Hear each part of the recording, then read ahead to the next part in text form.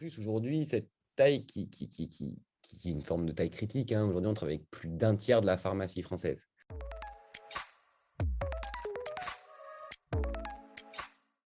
Alors bonjour à toutes et à tous, on est très heureux aujourd'hui d'accueillir dans ce nouvel épisode des podcasts Les Experts Marketplace Charles Romier, qui est président et cofondateur du Comptoir des pharmacies. Bonjour Charles. Bonjour Alexandre. Voilà, alors le Comptoir des pharmacies, ça me fait plaisir de pouvoir les interviewer là, dans le cadre de ce podcast, parce que c'est un projet qui est à la fois au carrefour de tout ce qui est économie de la santé, nouveaux modes de distribution, et également tout ce qui fait référence à ce qu'on pourrait qualifier d'économie circulaire. Alors, je vous propose en fait de suivre le podcast, le déroulé habituel du podcast. On va se concentrer un peu sur la positionnement du comptoir des pharmacies, et Charles nous dira avec ses mots la proposition de valeur du comptoir des pharmacies. Ensuite, on parlera un peu plus des vendeurs, donc qui sont les vendeurs, hein, puisqu'il y a effectivement des pharmaciens, mais aussi des laboratoires qui interviennent sur la plateforme, qui sont les acheteurs. Et puis, on dira quelques mots sur les transactions et puis la vision un peu stratégique de l'avenir. Voilà, ça te va, Charles, comme programme? C'est tout bon pour moi. Je te laisse me guider Voilà. dans Bon. ce schéma. Eh bien, parfait. Alors, déjà, justement, exercice toujours un peu difficile, mais tu dois être rompu. Comment tu pourrais résumer en quelques mots, hein, la proposition de valeur du comptoir des pharmacies? Exercice toujours très difficile Oui. pour ne pas être trop réducteur. Non, non. Aujourd'hui, le comptoir des pharmacies, à la limite, je peux le définir comme la marketplace de gestion des achats et des stocks à destination de la pharmacie, qui a le but de préserver la santé de proximité tout en majorant l'impact écologique du secteur pharmaceutique. D'accord, donc c'est un point important dans notre proposition de valeur. Alors j'appelle ça économie circulaire, je ne sais pas si c'est le sujet, mais parce que donc tu vas nous rentrer un peu dans le détail. Aujourd'hui, dans la proposition de valeur de la plateforme, il y a effectivement un côté gestion des stocks et déstockage. Donc, vous permettez à des pharmaciens de pouvoir effectivement faire circuler leur stock, hein, c'est ça. Et puis Exactement. également de gérer leur stock avec des outils. Et puis il y a un côté aussi marketplace pour les laboratoires qui peuvent comme ça ainsi vendre en direct aux pharmaciens. C'est bien ça? Exactement, sur le même outil, on a tous ces services de proposer. Alors, toi, tu viens de quel monde? Tu viens du monde de la pharmacie, si je ne m'abuse. Et Là, exactement, à la base, je là, suis pharmacien d'officine. d'accord. Et c'est vraiment, enfin, ça s'est construit, cette proposition de valeur, sur un pain point que tu as identifié quand tu étais en officine. C'est Euh, ça, je pensais un petit peu classiquement comme mes études nous y entraînent, hein, devenir pharmacien titulaire d'une pharmacie de ville ou de campagne. ouais. En ce sens, j'ai essayé de multiplier les expériences, hein. On a beaucoup de fils de pharmaciens dans nos promos, puis j'avais pas mal de copains, donc j'ai un petit peu multiplié les expériences dans les pharmas. Je crois que j'ai travaillé dans une grosse dizaine de pharmacies en France, sous différents modèles, qu'ils soient de campagne, qu'ils soient des très grosses structures de ville, des petites structures, des environnements très différents, comme de la cité ou alors du plein centre-ville, avec chacun de ces problématiques différentes, mais revenait de façon systématique, en fait, ce gaspillage de produits. D'accord. Euh, qui est inhérent à notre activité aujourd'hui, hein. Il faut bien comprendre que ce n'est pas qu'une mauvaise gestion du pharmacien, mais le pharmacien a quand même une obligation de stockage, doit pouvoir délivrer une très grande quantité de produits de façon très rapide. Et de par ce besoin de stockage, se générait un fort volume de produits gaspillés qui ne sortaient jamais de la pharmacie. Et c'est un point qui, d'un point de vue économique et écologique, en fait, les deux axes se rassemblaient très, très rapidement, m'a paru intéressant à creuser. D'accord. Alors, vous êtes à la fois dans les références, alors je ne suis pas spécialiste du secteur, mais vous êtes à la fois sur du médicament et ce qu'on appelle de l'OTC, over the Exact. counter. D'accord? Donc, vous avez les deux types de produits. Donc, j'imagine aussi, c'est un sujet, quand on veut créer un business là-dedans, c'est quand même aussi enfin, une industrie très réglementée. Donc, comment on fait pour arriver là, avec une proposition de valeur très intéressante et pas justement se prendre un mur de réglementation à escalader, même si je crois que tu es un escaladeur et un montagnard. Comment on fait en fait? Comment vous avez fait au début? J'aime bien les murs, les murs très, très raides et verticales et longs. Donc, c'est vrai que j'ai une vraie passion pour ça. Et là, le mur était vraiment très vertical, effectivement. On ne vend pas des bonbons, comme je le dis souvent. On est dans un secteur d'activité qui est très, très, très réglementé et à juste titre aujourd'hui. Donc, c'était une notion que j'avais de par ma formation, hein. On nous apprend vraiment ce que c'est le médicament, quelle est la mission du pharmacien, quel est son rôle, qu'est-ce qu'il doit faire pour respecter finalement son engagement qu'on a au moment de notre thèse. Hein. On signe quand même, on récite quand même un serment de Galien, Oui, et qui a pour but de soigner la population par tout moyen. Réglementairement, en fait, ça a été la première point. En fait, c'est la question primaire, hein, de la création du comptoir des pharmacies. Et je pense qu'il faut aujourd'hui rendre à César ce qui est à César, c'est qu'on a eu la chance d'être par des concours de start-up au moment de l'idée de la création, l'idéation du comptoir des pharmacies. On a pu être intégré dans l'école de commerce de Toulouse Business School, d'accord. qui a un incubateur qui s'appelle TB Seeds. Et en fait, TB Seeds nous fournit à la fois des locaux, mais aussi énormément de moyens, pas financiers, mais intellectuels. Et on nous a beaucoup accompagnés sur le juridique. C'est, je crois, plus de 165 heures d'avocat en Ah oui, spécialisé d'accord. santé Bon. pour arriver à vraiment définir ce cadre, le bétonner, en fait, parce qu'on arrivait sur un secteur beaucoup cherchait à comprendre et qu'il manquait une clé. En fait, cette D'accord. clé, elle nous a été apportée par la loi de modernisation de l'économie, hein. On était pile à ce moment-là, en fait, qui apportait ces notions de déstockage, de besoin de remobilisation de produits, en y D'accord. couplant l'ensemble des process liés à notre monde, hein, le monde du médicament. On a réussi à coupler l'ensemble de ces process et à créer ce nouveau système, en fait. Et alors, en étant justement, parce que c'est le sujet du podcast, dans un modèle marketplace par rapport à un modèle qui serait un peu du dropshipping, la responsabilité aussi du produit reste celle du pharmacien qui expédie le produit. C'est ça. Reste celle du vendeur, mais à nous aussi de lui proposer une solution légale, effectivement, Oui. hein, on est bien Ouais. d'accord. Et en fait, tout le médicament, c'est un circuit, en fait, on va parler du circuit du médicament. Ne devait pas sortir de ce schéma du médicament qui a pour principale mission la traçabilité de ce produit. Aujourd'hui, on sait exactement où finit une boîte, en fait. On connaît, on est capable de la rappeler de façon très rapide parce qu'on sait exactement où elle va. D'accord. Et Oui, ça, ça, c'est un des impératifs. un des impératifs. D'accord. Donc, j'imagine, effectivement, il y a des barrières juridiques, donc vous réussissez, enfin, c'est important, à les craquer finalement grâce à la fois aux conseils qui vous sont apportés par l'incubateur et puis à la LME. Deuxièmement, j'imagine aussi en termes un peu, si on se place plus système d'information, c'est déjà, c'est déjà beaucoup équipé les pharmacies avec des systèmes de facturation, de prise de commande, etc. Donc, comment toi, tu arrives avec ta proposition de valeur sans être un truc en plus qui va devoir s'intégrer avec ça, etc. On était effectivement un truc en plus. Ouais, Parce, parce que c'est ça positif ce que je dis, le truc en Non, plus. non, mais je le reprends avec. Vous ne me voyez pas, mais j'ai le sourire et je Bon, trouve que le terme est juste. En fait, effectivement, c'est ce qu'on va appeler le logiciel, le LGO, c'est le logiciel de gestion officinale qui lui ouais, gère aujourd'hui en interne, en fait, à gérer un état, lui donner un état des lieux de son stock sans forcément aller dans de l'analyse fine, mais qui lui permet aussi de gérer tous ses tickets, ses entrées, ses sorties. Mais manquait cette possibilité de facturation interofficinale, puisque jusque-là, en fait, de par l'absence de réglementation et de process autour de ces échanges de stocks, c'était quelque chose qui était illégal. Donc, en fait, on a apporté la légalité autour de cet échange de stocks.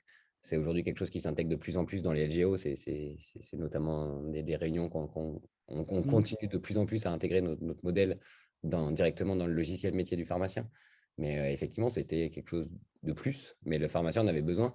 Combien d'heures j'avais passé sur Excel, alors que le pharmacien n'est pas un fin informaticien. d'accord. Combien j'avais passé d'heures sur Excel à faire de la facture entre des confrères pour des échanges de parapharmacie ou des choses comme ça qui étaient monnaie courante en fait dans nos systèmes.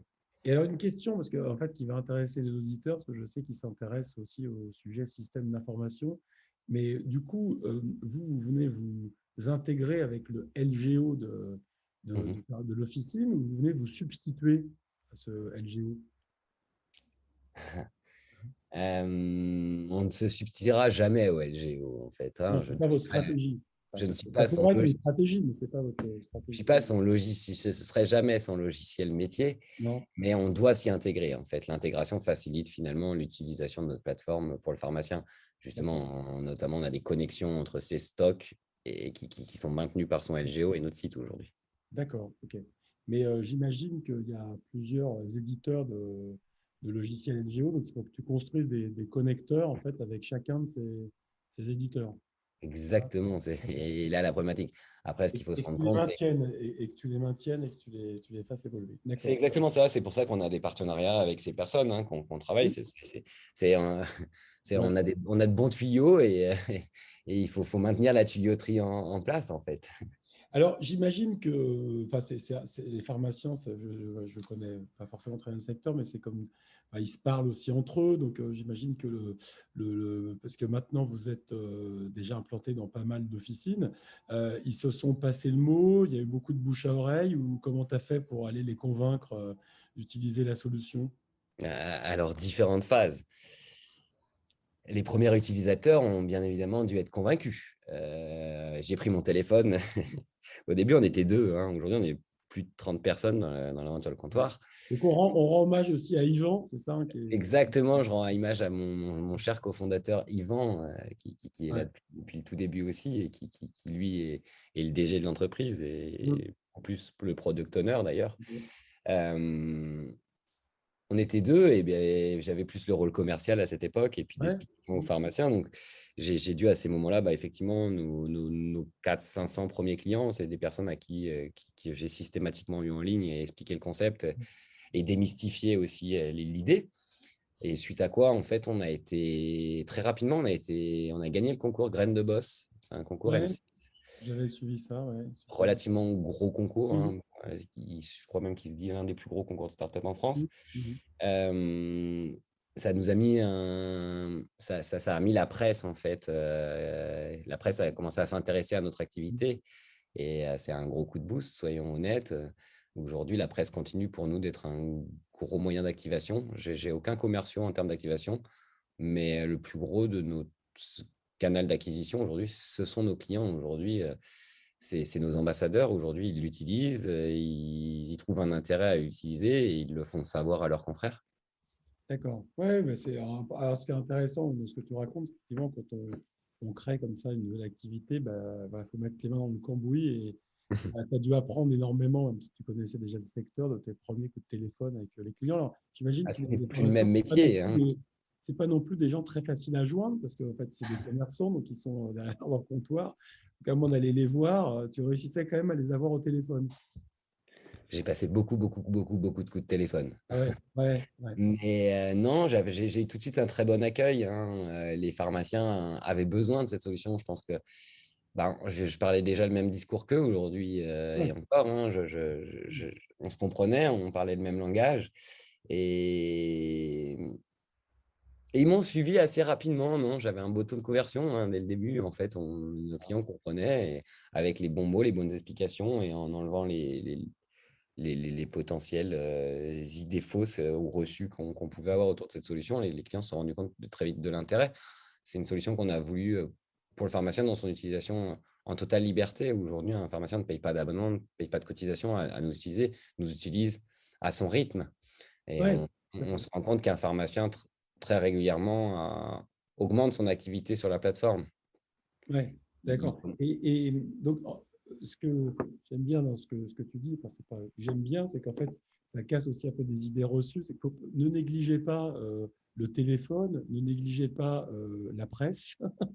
Dans ce monde où on pense que tout est marketing, automation, B2B, là, il y a encore de la place pour ces canaux d'entrée en relation un peu traditionnels. qui, qui- Alors, qui fonctionne encore très très bien, ouais, hein. qui fonctionne Aujourd'hui, encore très bien sur ce type de c'est population. indispensable. Aujourd'hui, c'est un travail de notoriété que le seul mailing ne Ouais. permettrait jamais. Non, non, bien sûr. Non, non, tout à fait. Donc ça, c'est intéressant.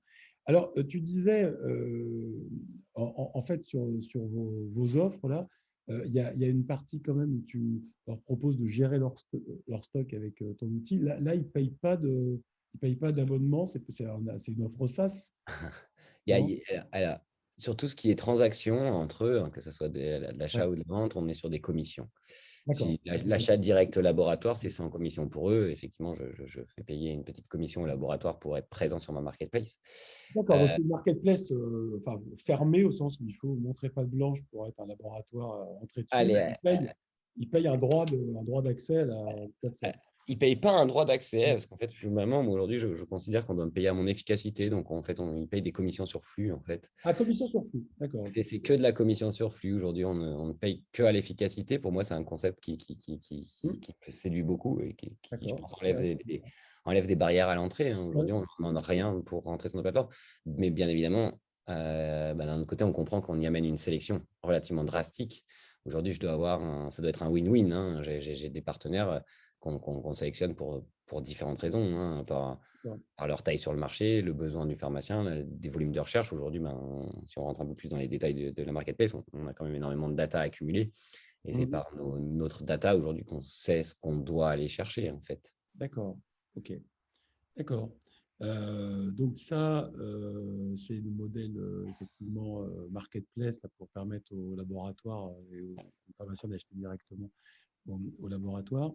Donc, donc aujourd'hui, alors sur le déstockage, ce qui est intéressant, là, quand moi je prépare un peu le podcast avec les équipes, beaucoup de gens avaient en tête, en France on connaît OCP, donc OCP c'est plutôt un répartiteur. Comment Ouais. vous positionnez vous par rapport à un acteur comme OCP? On a un petit peu le chaînon manquant de la Ouais, distribution. En fait, il faut voir la distribution avant le comptoir des pharmacies comme quelque chose d'absolument linéaire, hein, qui part du laboratoire, qui passe éventuellement par du grossiste répartiteur et qui arrive au pharmacien. d'accord. Il y avait deux axes. C'est soit cet axe-là que je viens de décrire, soit finalement ce qu'on appelle le direct, qui partait directement du laboratoire au pharmacien. Et c'était le bout de la transaction. Nous, on a apporté une transversalité, en fait. D'accord. On apporte à la fois, finalement, c'est toujours ce linéaire descendant du laboratoire au pharmacien, mais également, finalement, cette interaction entre pharmaciens, entre eux, cette communauté, en fait, qu'on a créée. Alors, du coup, vous appuyez sur un partenaire logistique pour pouvoir aider le pharmacien à assurer le volet logistique de son transfert de stock.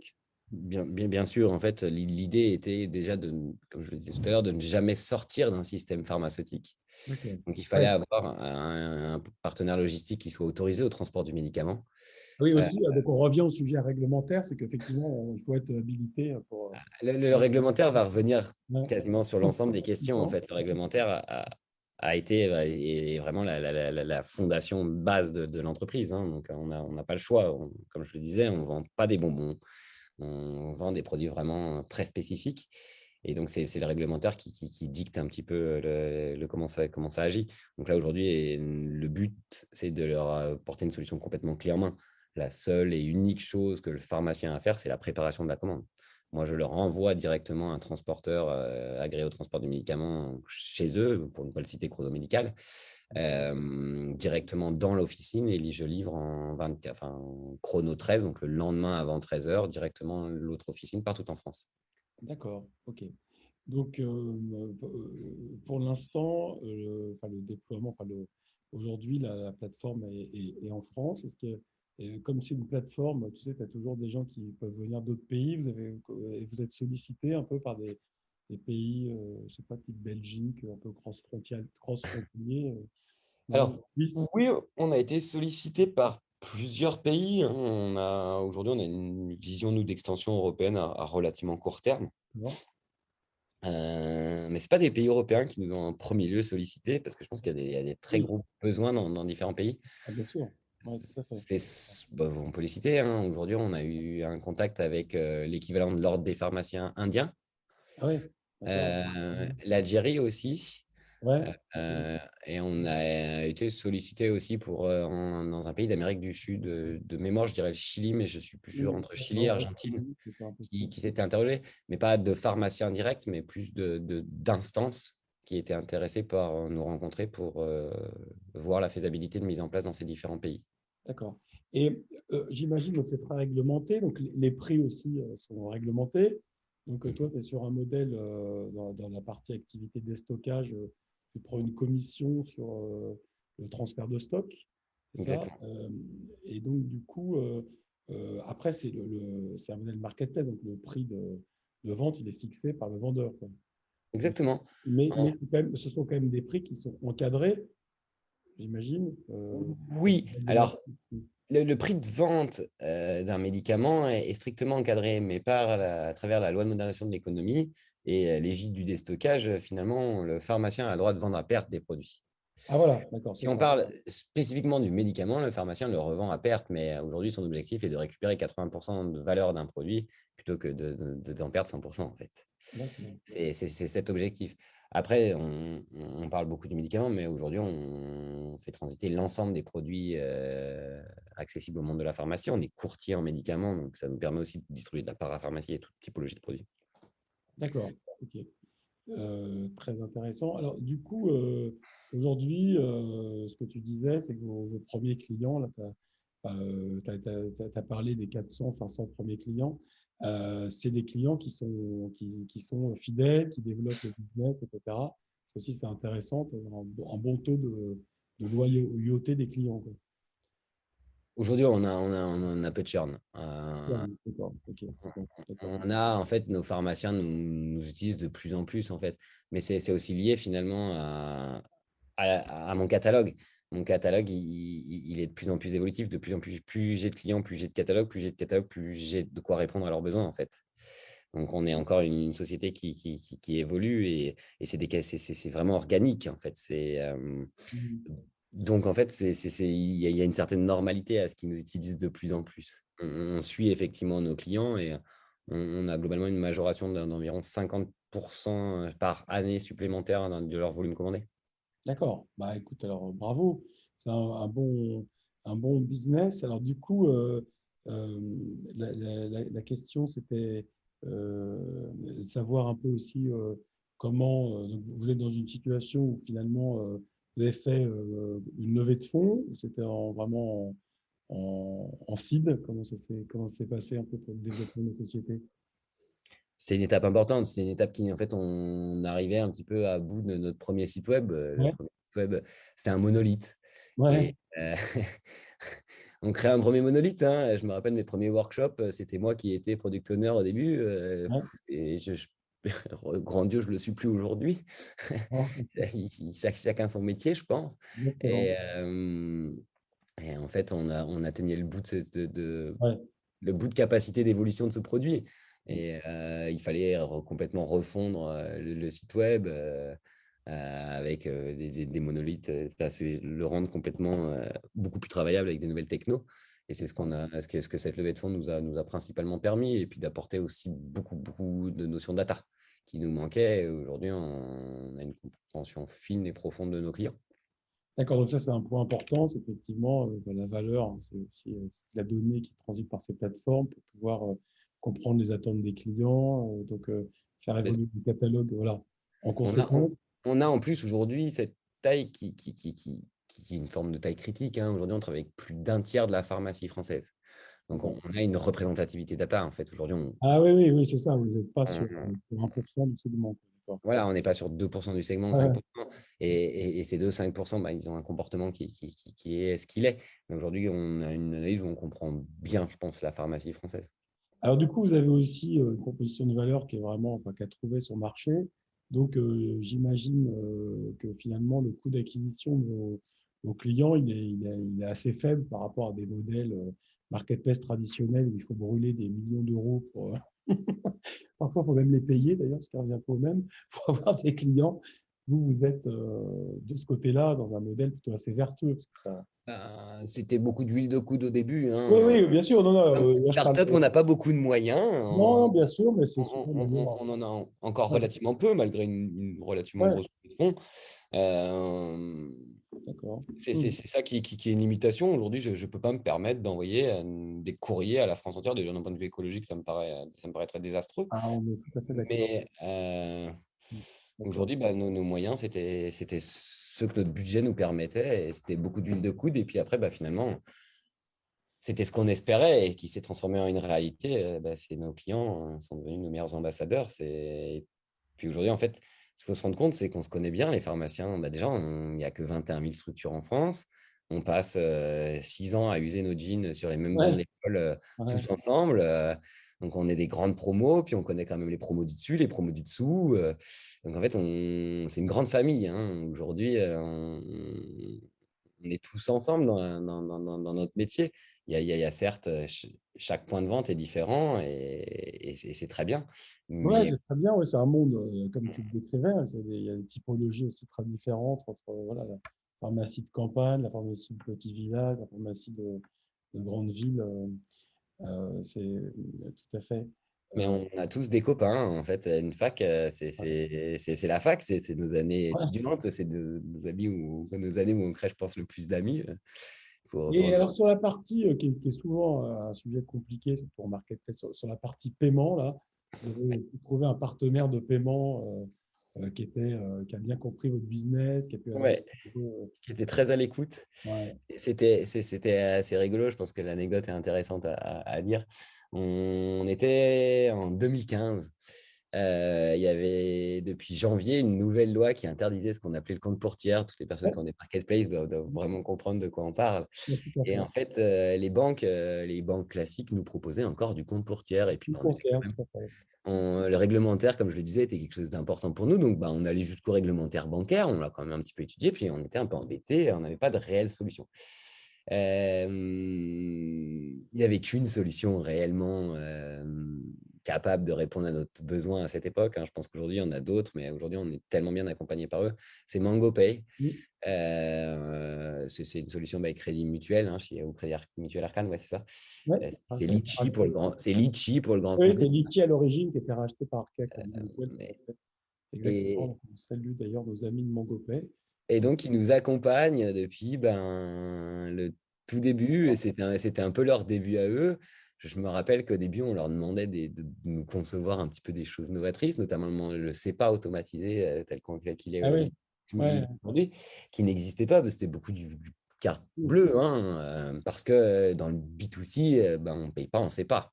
Nous, il y a quand même une répétabilité de la connexion et la répétabilité du nombre de commandes. Ouais, ouais, bien sûr. Ouais, ouais, tout à fait. Donc, l'idée était de trouver un système différent je dois rentrer systématiquement ma carte, recevoir un petit numéro sur un code. Et ça, c'est quelque chose qui, je crois qu'on est leur premier client à avoir été sur le CEPA. Et vous travaillez aussi sur des offres.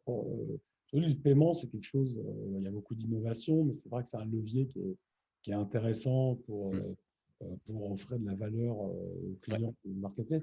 Donc, vous travaillez aussi sur des facilités de trésorerie, des choses comme ça, ou c'est pas des paiements plusieurs fois, de la facturage, ces sujets-là, vous allez regarder. Alors, on est en train d'y réfléchir. C'est quelque chose que les clients nous souhaitent. Je Ouais, pense notamment, des fois, ils souhaiteraient de l'American Express ou des choses comme ça, parce qu'il ouais, y a ah des oui, points. aussi, ouais. Ouais, des C'est paiements. des choses qu'on avait un petit peu sous-estimées, soyons honnêtes, qu'on estimait peut être principalement des questions B2C, pardon, Ouais, tout à fait. mais qui aujourd'hui font leur retour. Et mon associé est en discussion avec MongoPay d'ailleurs à ce sujet pour voir comment arriver à ça, parce qu'on a une très bonne solvabilité de nos clients, hein. Aujourd'hui, Ah oui, oui, bien sûr. Oui. Donc, il n'y a pas de sujet, le rating de vos clients, ouais, une pharmacie, a priori. Il ah, y en on a a, des questions malveillantes, je sais pas. Enfin, on a quelques problématiques, hein. On va ouais, pas. partout, c'est comme. Je pense que tout le monde sait que le monde de la pharmacie, c'est pas non plus un secteur qui va si bien, malgré l'imaginaire. Non, non, non, non, non, non, ouais, c'est ça, Euh, c'est beaucoup et d'idées reçues. Ouais, le Nanti en pharmacie non. existait, hein. Je pense existait même encore à mes débuts de fac, en fait, avec des personnes qui bossaient peu, qui avaient une situation facile. Aujourd'hui, le modèle de rémunération de la pharmacie a beaucoup changé. Donc, c'est, c'est, c'est, c'est, Ouais, c'est- oui, c'est ça. Enfin, il existait aussi parce qu'ils revendaient aussi leur fonds de commerce très cher, quoi. voilà, donc Mais déjà, ça, ce qui est moins le cas aujourd'hui, quoi. ouais, la revente Moi, est beaucoup j'ai plus connu des amis de mes rentable. parents pharmaciens qui ont comme ça fait deux, trois culbutes, mais c'est plus le cas, je crois, aujourd'hui du tout. On peut, Ah, il y a encore il y toujours, a hein. de très bons pharmaciens partout. En fait, il faut se rendre compte qu'aujourd'hui, il y a des personnes qui sont excellentes dans certains secteurs, hein. Je peux penser notamment à des personnes qui ont créé des empires. Je peux parler de Bruno Mansourati, le groupe Monge, ou des Ouais, personnes comme ça, oui, qui, oui, oui, qui, ouais, bien qui, sûr. par une forme de génie, ont su faire Ouais, évoluer de façon ouais. complètement exploser leur système. Mais il faut se rendre compte qu'il y a beaucoup de pharmacies qui sont en souffrance. La pharmacie française, c'est plusieurs fermetures par mois, par un manque de compétitivité de certaines structures ou par finalement une perte de médecins ou des choses comme ça qui peuvent être relativement complexes à supporter pour une structure. Écoute, tout ça est très intéressant parce que tu es vraiment au carrefour de plein de sujets marketplace qui sont le réglementaire, comment, enfin, effectivement, pour craquer un business, il faut être solide sur le plan juridique, il ne faut pas commencer à vouloir faire le cow-boy et On après. ne voulait pas finir en prison, hein. Voilà, oui, ouais, parce que tout ça, on l'oublie, mais c'est vrai Ah, qu'aussi. ouais, on avait quand même ça. Mm. Je me permets une petite parenthèse dessus, parce que je le dis avec un sourire, mais on allait sur un sujet très touchy. Et pourquoi autant d'études juridiques? C'est qu'il ne fallait pas faire n'importe quoi. Moi, j'engageais, mine de rien, mon diplôme de pharmacien. Bien sûr. Ouais, Je ouais. pouvais me faire radier. Il était hors de question d'arriver là-dessus. Et je peux vous assurer qu'on a reçu des véhémences de la part de laboratoires qui sont aujourd'hui d'ailleurs nos partenaires. C'est Ah oui, rigolo. oui, c'est Parce tout que je mon pense que de histoire. toute façon, on peut Ouais. transformer quelque chose de mauvais en positif si on a un bon Ouais, ouais, argument. ouais, ouais. Mais bon, j'imagine Et que sur le moment, vous deviez. sur le moment, quand il y a écrit Ouais, votre nom ouais. et On n'est presque pas. une phrase, tu vas aller en prison, Romier, il Ouais. y a des fois, et que c'est les plus gros laboratoires internationaux qui vous écrivent ce lettre avec le Mm. directeur du leur juridique, il y a des petits moments où Ouais. effectivement, Grand moment de solitude. un Heureusement, peu plus blanc, ouais. il y a du blanc. Voilà. Et ce qui est marrant, c'est qu'aujourd'hui, effectivement, ce sont des clients. C'est des Alors, clients. une question un peu sur le tu dévoiles la stratégie, etc. Mais moi, je pensais à quelque chose. J'avais en tête là, euh, ce que fait Doctolib ou Doctolib aller sur le terrain des hôpitaux, etc. Parce qu'il y a aussi des pharmacies dans les hôpitaux, des énormes Ouais. sujets, j'imagine aussi, qui sont similaires, même si c'est aussi des terrains sur lesquels vous envisagez d'aller. Alors, il y a un acteur qui fait à peu près de façon, qui est arrivé, je crois, un petit peu plus d'un an après nous. Vous allez la racheter, peut-être, non? Ah non, on ne l'a pas racheté, non, non. Qui en fait, lui aussi, il est pharmacien. C'est un ancien. Je ne sais pas s'il bosse toujours ou pas, mais c'était un pharmacien hospitalier qui connaissait bien ce système. Ce qu'il faut se rendre compte, c'est que on n'est pas toujours sur les mêmes produits, en fait. Ah, d'accord. Si je Mais prends c'est l'exemple d'un médicament le plus connu, c'est le Doliprane. ouais, Aujourd'hui, moi, en pharmacie, je vais avoir des petits boîtages. des Aujourd'hui, petites unités qui sont de la c'est petite voilà, c'est du unité. 8 unités ou du 16 en 500 mg. Là où l'hôpital le reçoit par 100 ou Ah oui, 500. oui, d'accord. Et donc, il y a plein de références qui ne seraient même pas échangeables. Donc, en fait, je pense que c'est des systèmes relativement cloisonnés. Il arrive régulièrement que certaines PUI nous contactent. PUI, c'est les pharmacies hospitalières, pardon. Ouais, Que ouais. certaines PUI nous contactent De la pointe, des choses comme ça, non? pour certains produits, en fait, parce que ils savent qu'ils sont en officine et qu'ils ont contacté leur réseau, hein, que ce soit des cliniques ou autres qui ont Ouais, contacté leurs copains, comme on le faisait à l'époque avant, hein, et qui nous disent, oui, en fait, ça peut être distribué sur le secteur pharma, est-ce que ça vous intéresse? Et puis, on peut être amené à les accompagner. Mais ok. voilà, on a notre similaire, en fait, on a un modèle un peu similaire qui existe sur la pharmacie, sur la pharmacie hospitalière. Donc, ce qui est intéressant, c'est qu'effectivement, vous offrez une solution à des pratiques qui existaient parce qu'on se donnait des coups de fil pour se dépanner, etc. Mais ça se faisait de manière un peu ponctuelle, pas forcément très structurée. Là, vous Et offrez borderline. Et voilà, borderline, borderline c'est le surtout. problème. Et justement, vous remettez de la valeur, notamment de la sécurisation légale, compliance, juridique, la traçabilité. Donc, un très beau projet. Alors, merci beaucoup, Charles. Le temps passe vite. On se réinterviewera, enfin, si tu es d'accord, à la fin de l'année. Moi, j'aime bien voilà, faire au moins 2 interviews sur le podcast dans l'année. Avec Euh, plaisir. et puis, comme ça, voilà, on verra comment vous avez encore évolué. Je suis très confiant dans l'avenir et le développement. En tout cas, bravo du projet. Alors, vous pourrez retrouver le podcast sur les canaux habituels, hein, les plateformes Deezer, Spotify, Apple Podcast, SoundCloud, et aussi en vous rendant sur le site marjorie.co dans la rubrique podcast. Voilà. Et merci encore beaucoup, Charles. Bonne soirée et à très bientôt. Merci Alexandre, bonne soirée à tous.